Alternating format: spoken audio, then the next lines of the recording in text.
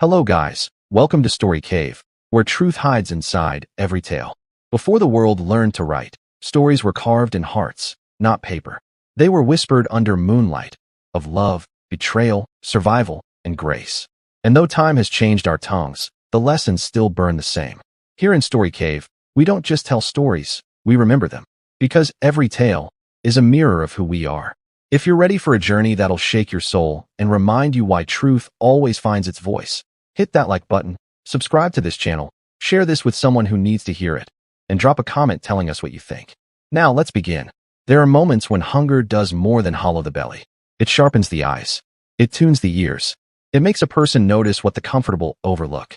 And on a cool autumn evening in the heart of the city, where glass towers stretched toward indifferent skies, and the Hale estate stood like a monument to untouchable success, hunger led Amara to a place she was never meant to be. She was a housekeeper, not the kind featured in magazines or LinkedIn profiles. The kind who cleaned what others dirted, who arrived before dawn and left after dusk, whose name was rarely remembered by those who signed her checks. Amara moved through the Hale estate like a shadow, necessary but invisible, present but ignored. And perhaps that's why she saw what others missed. That evening, her shift had run long. The estate was preparing for another gala, another performance of wealth and influence, and Amara's hands ached from polishing silver that would be used once and forgotten. Her stomach growled, a sound that had become her constant companion since her hours were cut and her rent went up. She'd skipped lunch. Again, the math was simple and cruel. Eat today or keep the lights on tomorrow. In the kitchen, after the chefs had gone and the catering staff had packed away, Amara saw it. A tray of untouched hors d'oeuvres, prepared for a meeting that was canceled, destined for the trash. Salmon on toast points. Caviar she couldn't pronounce. Food that cost more than her weekly wages, about to become waste. Her hand moved almost without permission. 3 pieces. Just 3. Wrapped quickly in a napkin and tucked into her bag. She told herself it wasn't stealing. They were going to throw it away anyway. But shame burned in her chest regardless. The kind of shame that comes from needing what others discard. What Amara didn't know, couldn't have known, was that her quiet act of survival would crack open a truth that powerful men had buried for years. Because as she moved through the kitchen, past the industrial refrigerators and the marble countertops, she saw something else. A door slightly ajar. The estate office. And inside, voices. Not the friendly kind. The urgent, worried kind. The kind that comes when secrets are slipping. She shouldn't have stopped. She knew that. But hunger had already made her a thief in her own mind. And curiosity, that ancient human curse and gift, made her pause just long enough to hear. The quarterly reports can't show those numbers.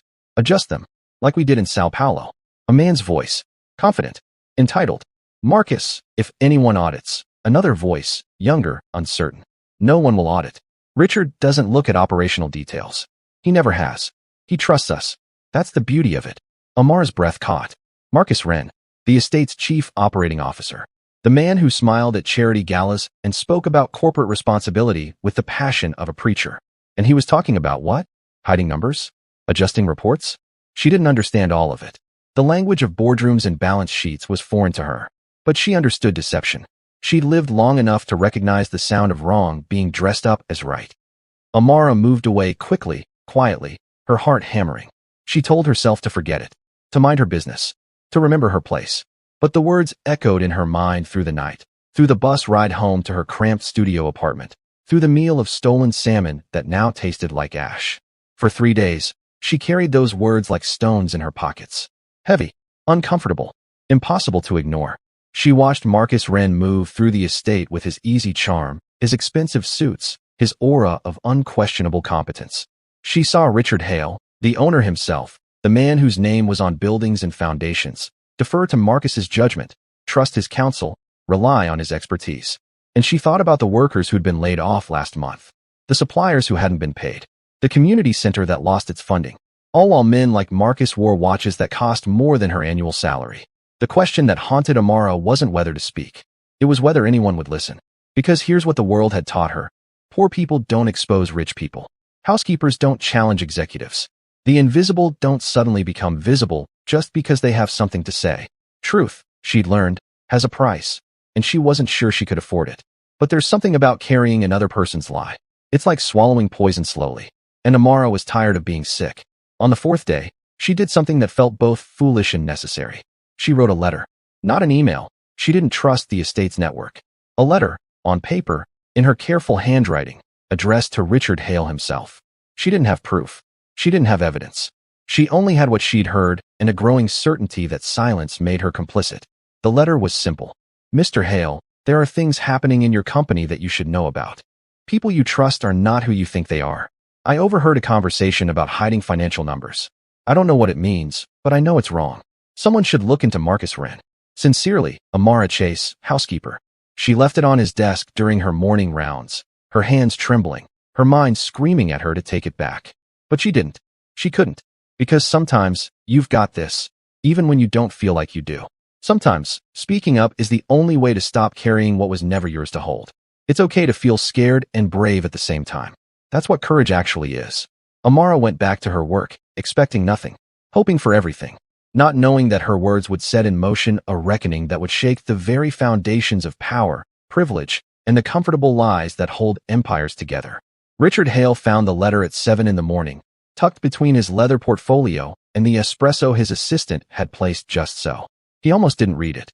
Handwritten notes in an age of instant messages felt quaint, archaic, perhaps even beneath notice. But something about the careful script, the weight of real paper, made him pause. He read it once, frowned, read it again, then set it aside with the kind of dismissive certainty that comes from never having been wrong about the people closest to you. Marcus Wren? Impossible. The man had been with him for 12 years.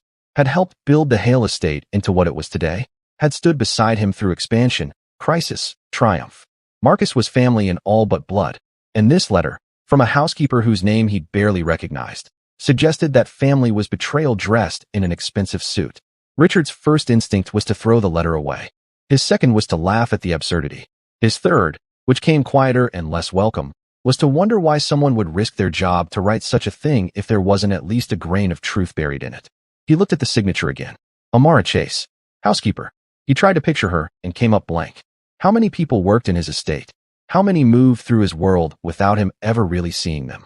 The question unsettled him in ways he didn't want to examine. You look troubled.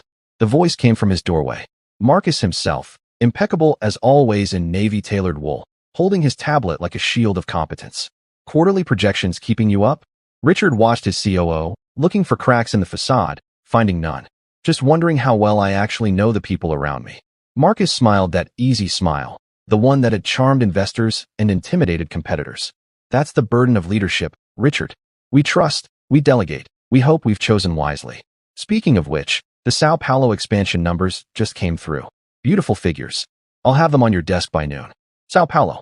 The word from Amara's letter. The place where numbers were adjusted.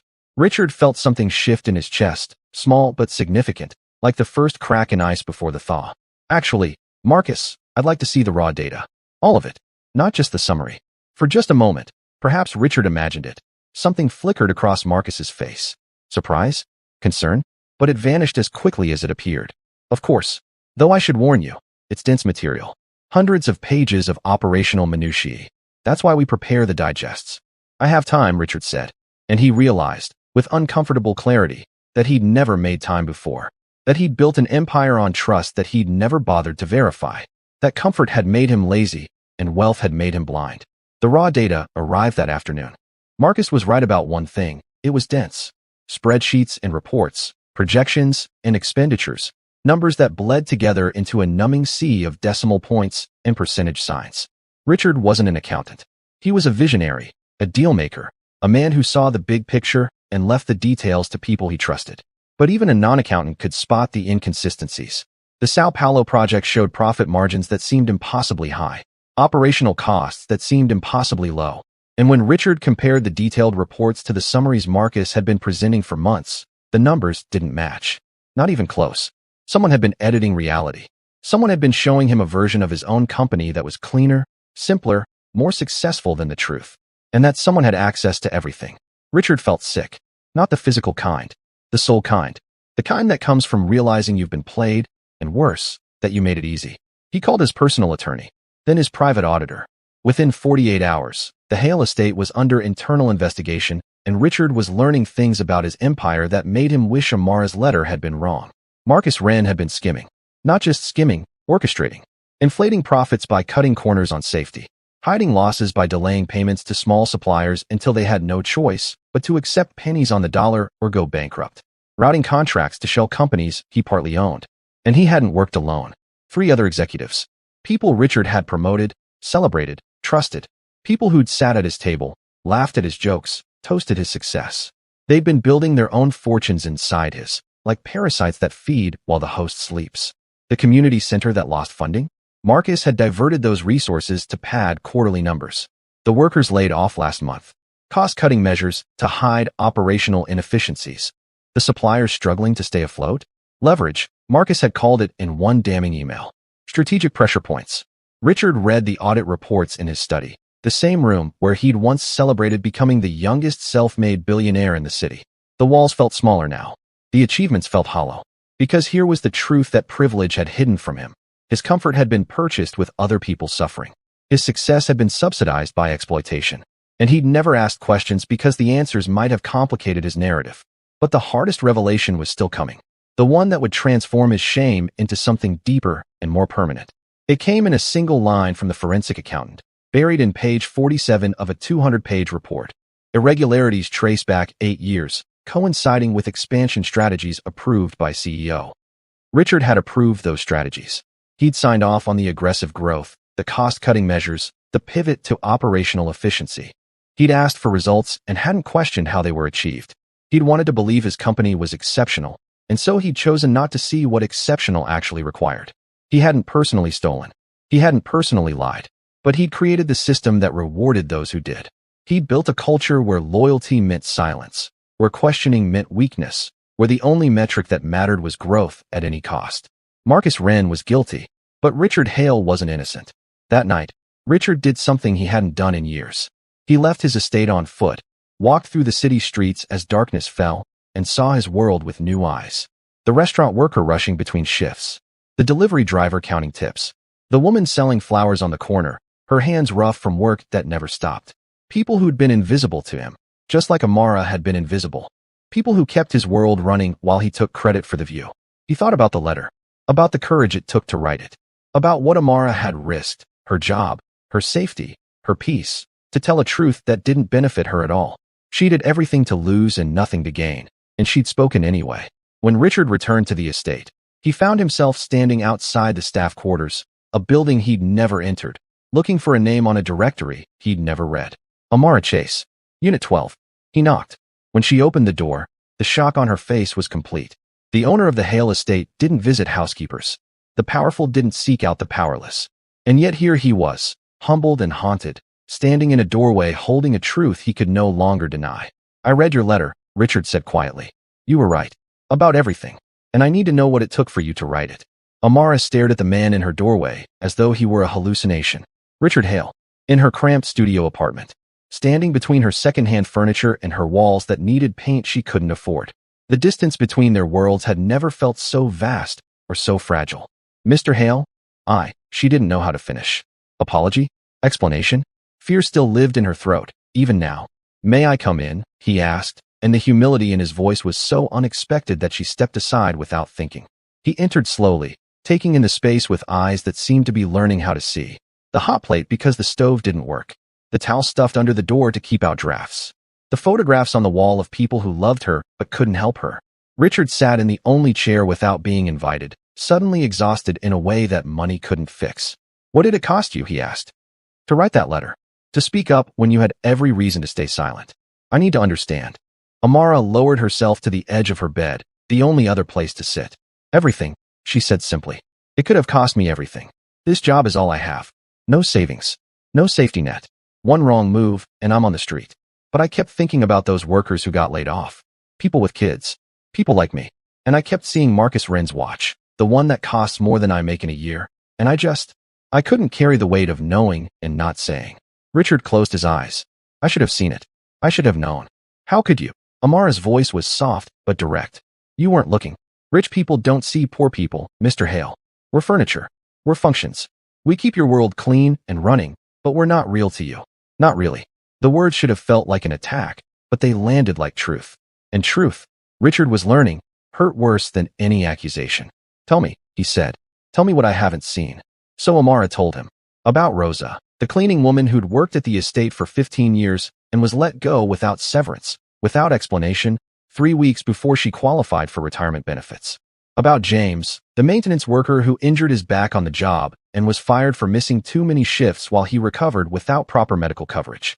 About the suppliers Marcus had squeezed, small family businesses that went under because the Hale estate delayed payments for months, while Marcus claimed cash flow issues that the audit proved were fiction. She told him about the day she'd been written up for taking a sick day, even though she had the flu and could barely stand.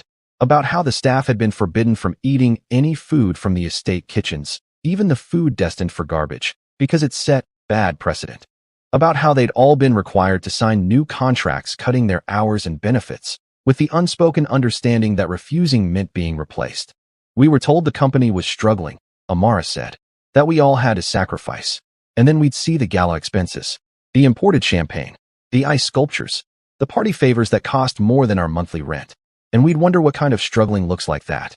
Richard felt something breaking inside him, something that needed to break. I threw those parties. I approved those expenses.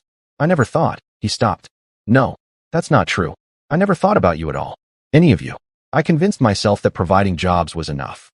That paying wages, even insufficient ones, made me a good person. I never asked if anyone could actually live on what I paid.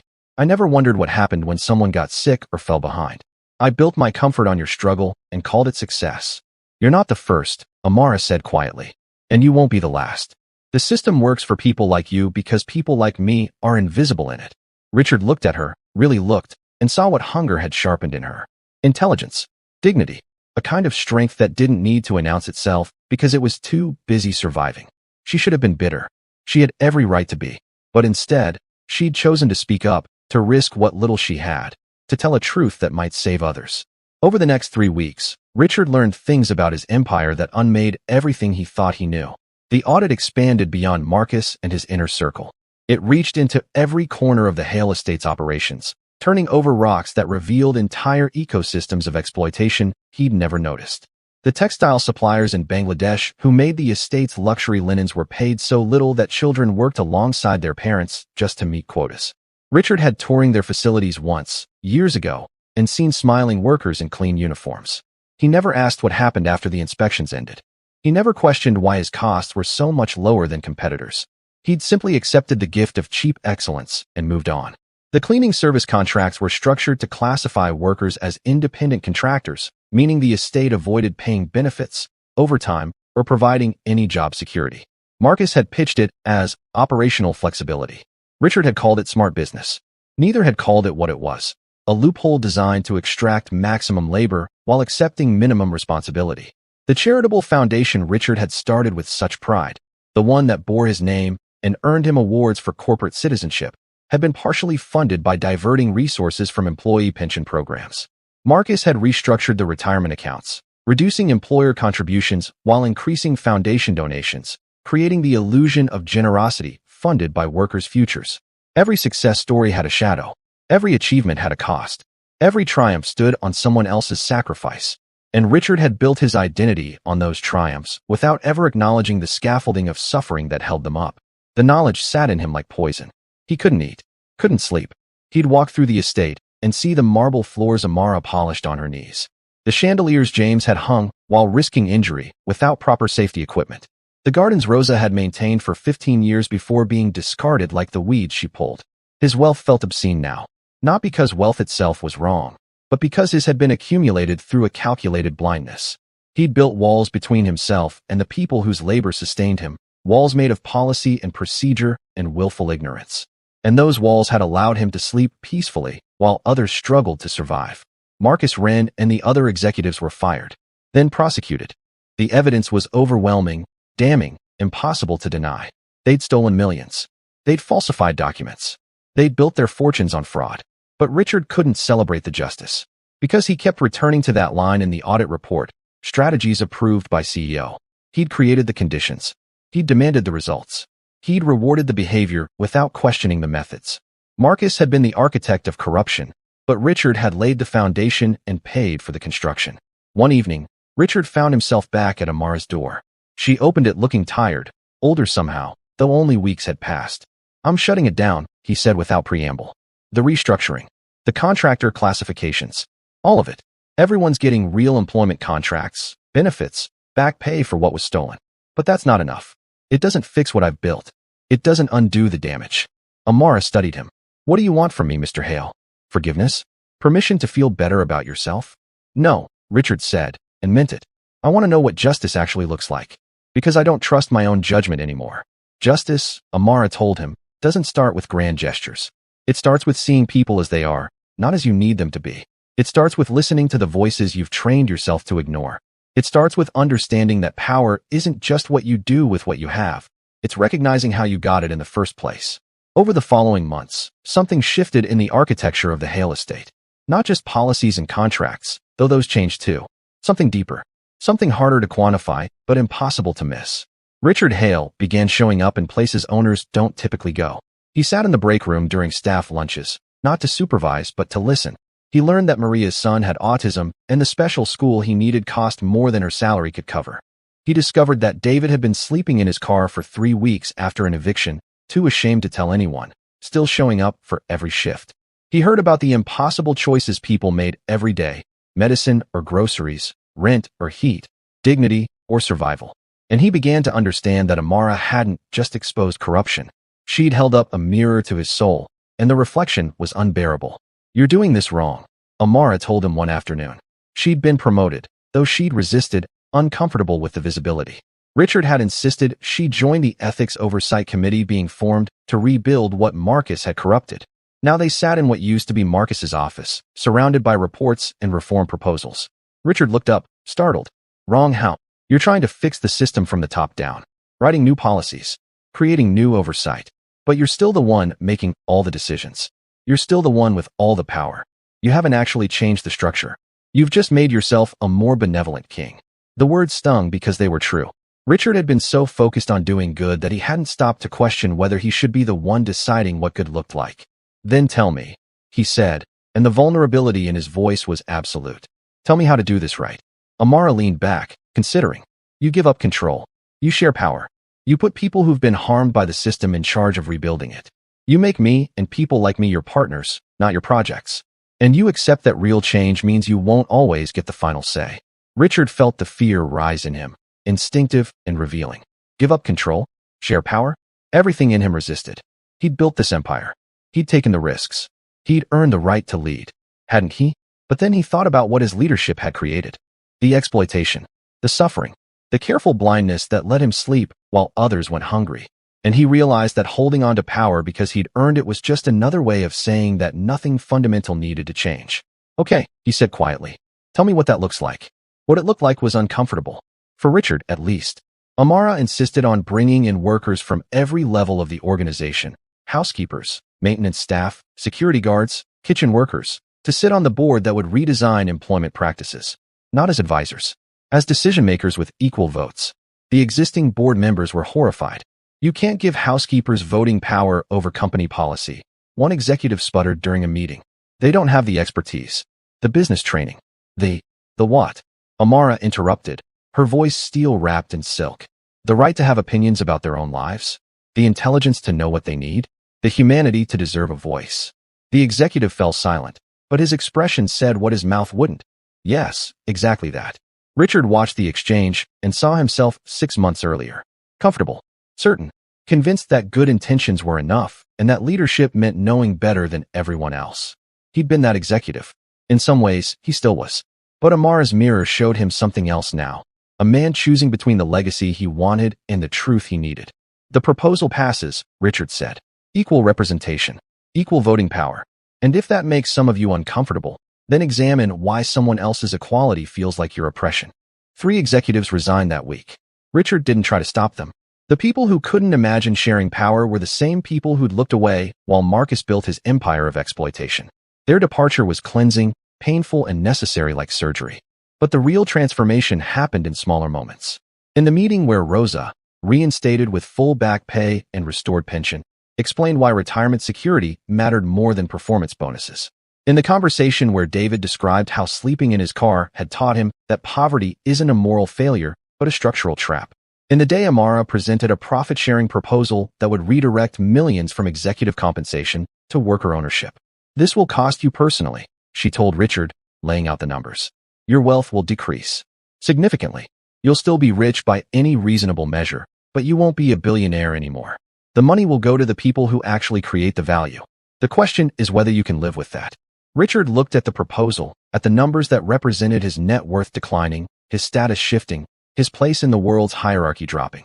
He thought about the lists he'd been on: richest entrepreneurs, most influential CEOs, the powerful men who shaped industries. Losing that felt like losing his identity. But then he thought about Amara, scavenging food from his kitchen because her wages couldn't sustain her. About Rosa, cast aside after 15 years of service. About all the people whose suffering had subsidized his comfort. And he realized that his identity had been built on their backs. I can live with it, he said. The real question is whether I can live with myself if I don't. The reforms passed. The wealth redistributed. The power shared. And Richard felt something he hadn't experienced in years. The lightness of not carrying lies anymore. The freedom of not pretending. The strange peace that comes from looking in the mirror and recognizing the person staring back. But Amara wasn't finished with him yet. One evening, after another long meeting about reparations and restitution, she stopped him in the hallway. You know this isn't redemption, right? She said gently. You don't get to feel good about yourself just because you're doing what should have been done from the beginning. Redemption isn't a destination. It's a direction. And you're going to have to walk it every day for the rest of your life. Richard nodded, throat tight. Will you walk it with me? Not because I deserve your help, but because this can't work without you. I need you to keep holding up that mirror. To keep telling me when I'm wrong. To keep reminding me what I can't see. Amara studied him with those eyes that hunger had sharpened into wisdom. I'll think about it, she said. But understand this. If I do, it won't be as your employee or your pet project. It'll be as your equal. Your partner. Someone with just as much say in what we build as you have. Can you handle that? It's okay to feel scared when the world you've known is ending, Richard thought. It's okay to grieve the loss of certainty, even when that certainty was built on wrong foundations. Growth hurts. Change terrifies. But staying the same when you've seen the truth? That's the real tragedy. I don't know, Richard admitted. But I want to try. 3 years passed. 3 years that felt like lifetimes. Like the kind of transformation that separates who you were from who you're becoming. Time, that ancient teacher, worked its quiet magic on both Amara and Richard, reshaping them in ways neither could have predicted. The Hale estate still stood, but it was no longer Richard's alone. It had become something else entirely. A testament to what happens when power decides to serve instead of rule. The marble floors still gleamed, but now they were polished by workers who owned equity in the company they sustained. The chandeliers still sparkled, but the people who maintained them had health insurance, retirement plans, and a voice in every decision that affected their lives. Richard Hale was no longer the youngest billionaire in the city. That title had passed to someone else, someone who probably hadn't asked the right questions either. Richard's wealth had diminished exactly as Amara's proposal predicted, redistributed, shared, transformed from personal fortune into collective flourishing. The Forbes lists no longer called. The business magazines no longer featured him. And he felt more at peace than he had in his entire life. He'd learned what it meant to serve. Not the performative service of charity galas and tax-deductible donations, but the daily, unglamorous work of showing up and shutting up and listening to people who knew better than he did. He worked alongside the staff now, not as a publicity stunt, but as penance and practice. He'd cleaned bathrooms. He'd hauled trash. He'd felt his back ache and his hands blister and understood, finally, what he'd asked of others while he sat in air-conditioned comfort. But the real transformation wasn't in the estate. It was in what grew from the ashes of Richard's empire. The Foundation for Economic Justice and Worker Dignity opened its doors on a spring morning when the city smelled like rain and possibility. The building was modest, deliberately so. No marble lobbies. No ostentatious displays of wealth. Just clean, functional space designed to serve, not impress. Above the entrance, 2 names appeared side by side in simple letters, co-founded by Amara Chase and Richard Hale. Amara stood beside Richard at the ribbon cutting, wearing confidence like armor earned in battle. She'd studied. God, how she'd studied. Business administration classes at night while working full-time. Economics, labor law, organizational leadership. She'd had to learn the language of power to wield it effectively, and the journey had been brutal and beautiful. Now she was no longer a housekeeper. She was a co-founder, a board member, a voice that corporations and policymakers had to reckon with. Her face appeared in newspapers and on panels, speaking truth to power with the authority of someone who'd lived at the bottom and climbed her way to the table. The Foundation's mission was specific and uncompromising: to expose exploitation in corporate structures and rebuild them with worker ownership and democratic governance. To provide legal support for employees facing retaliation. To fund organizing efforts and education programs. To be the voice for people who'd been told they didn't deserve one. This isn't charity, Amara said in her speech that morning, her voice carrying across the crowd of workers, activists, and former victims of corporate abuse. This isn't powerful people doing favors for the powerless. This is justice. This is people who've been systematically harmed, taking control of the systems that harmed them and rebuilding from the ground up. And if that makes some people uncomfortable, good. Comfort is what let this happen in the first place. Richard stood beside her, no longer the center of attention, and discovered he didn't miss it. He'd spent years needing to be the most important person in every room, the one everyone deferred to, the one whose opinion mattered most. Now he was background, support, the person who provided resources and then stepped aside to let others lead. And it felt right in a way that power never had. After the ceremony, after the speeches and the handshakes and the cameras, Amara and Richard sat alone in the Foundation's small office. Dust motes danced in afternoon sunlight. The silence between them was comfortable, earned through years of difficult conversations and harder truths. Do you ever regret it? Amara asked. Everything you gave up. Everything you lost. Richard considered the question carefully. I regret what I was, he said finally. I regret the blindness, the arrogance, the years I spent building something beautiful on top of something rotten. But giving it up? Sharing power? Becoming smaller so others could become bigger? No, that's the first thing I've done in my life that I'm actually proud of. Amara smiled, and it reached her eyes. You've learned well, Richard Hale. But don't get comfortable. The work is never done. There are 1,000 more Marcus Wrens out there. 1,000 more systems designed to extract and exploit. We've won one battle. The war continues. Then we continue, Richard said simply. For as long as it takes. In whatever way serves the mission. I'm not the master anymore, Amara. I'm just a man trying to pay a debt I can never fully repay. That's the point, Amara replied softly. Redemption isn't about clearing the ledger. It's about accepting that some debts can only be honored by how you live going forward. You'll carry what you did for the rest of your life. That weight doesn't disappear, but you can choose whether it crushes you or teaches you to walk differently. Outside the window, the city continued its endless motion. People rushing to jobs that paid too little. Families making impossible choices. Workers organizing, resisting, demanding better. The same struggles that had always existed, but now with one more voice amplifying theirs. One more resource supporting their fight. One more foundation, literally and figuratively, built not on the backs of the vulnerable, but alongside them. The power dynamic that had defined Amara and Richard's first meeting had flipped completely. She was the visionary now, the leader, the one whose judgment shaped their direction. He was the supporter, the student, the one still learning what justice actually required. And in that reversal lived the hope that real change was possible. Not easy, not quick, but possible. Years later, people would tell the story of the housekeeper who brought down an empire with a single letter. They'd make it mythical, simple, clean. They'd miss the complexity, the cost, the daily grinding work of transform. They'd forget that courage isn't a moment, but a practice.